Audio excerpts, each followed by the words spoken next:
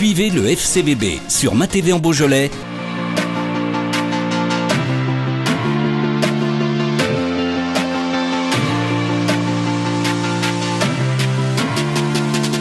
Les gars sont fautifs pour le coup parce qu'on leur brief, on les brief sur l'entame à mettre qui doit être différente de celle qu'on connaît à domicile quelquefois, voire souvent, notamment contre Versailles. Donc on leur a clairement expliqué les zones où il fallait jouer, le fait d'aller chez eux, le fait de mettre la pression sur leur défense. On se retrouve à 4 fois, 5 fois à vouloir jouer dans l'intérieur, à vouloir ressortir court sous pression sur un terrain compliqué. Donc frustré, en colère de ces choix-là sur les 5-10 premières qui nous pénalisent au final et qui nous font tarder à mettre le pied sur le ballon dans cette première mi-temps. Mais après, il y a eu quand même des bonnes choses sur l'engagement. Et effectivement, la deuxième était quand même bien plus consistante. On est allé sur les correctifs avec des choses simples. On a les images aussi qui arrivent de Baptiste, donc c'est assez simple. Il y avait 2-3 trucs à corriger.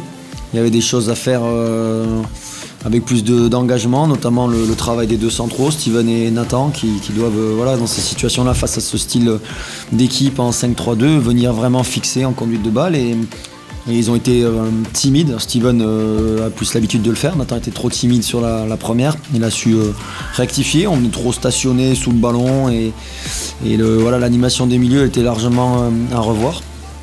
Mais c'est plus facile d'impacter les gars quand on revient à la 43e parce que mine de rien le penalty vient concrétiser un petit temps fort et surtout quelque chose qu'on leur a demandé de faire de nombreuses fois, c'est-à-dire les plonger dans le dos des centraux, attaquer la profondeur.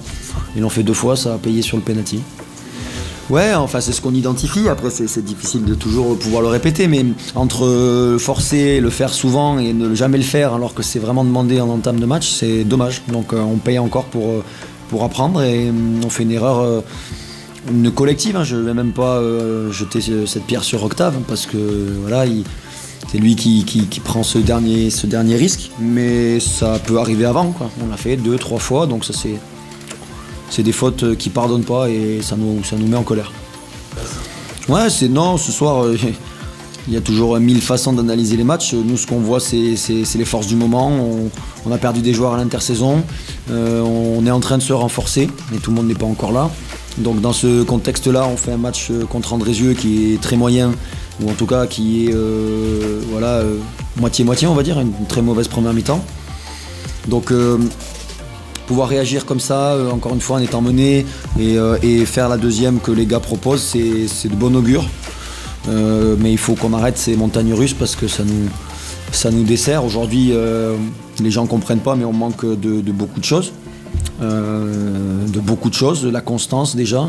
Les joueurs qui ne jouent pas aujourd'hui, c'est parce qu'on n'est pas entièrement satisfait. Pourtant on n'a pas un groupe étoffé et les mecs qui jouent parfois il faut qu'ils se disent aussi qu'ils jouent par défaut, donc on tire le groupe au maximum, on essaie d'en faire vraiment on essaie de tirer le plus de chacun collectivement, individuellement, mais il faut qu'ils prennent conscience que ce qu'on leur dit et notamment dans les entames de match, c'est pas pour leur faire plaisir, c'est à appliquer. Ouais, c'est ce que je dis, c'est pour moi le meilleur. J'avais dit en début d'année, je continue, c'est le meilleur gardien national et c'est aussi presque le seul joueur dans cet effectif à avoir été déjà pratiquement à ce niveau l'an dernier. Donc il confirme.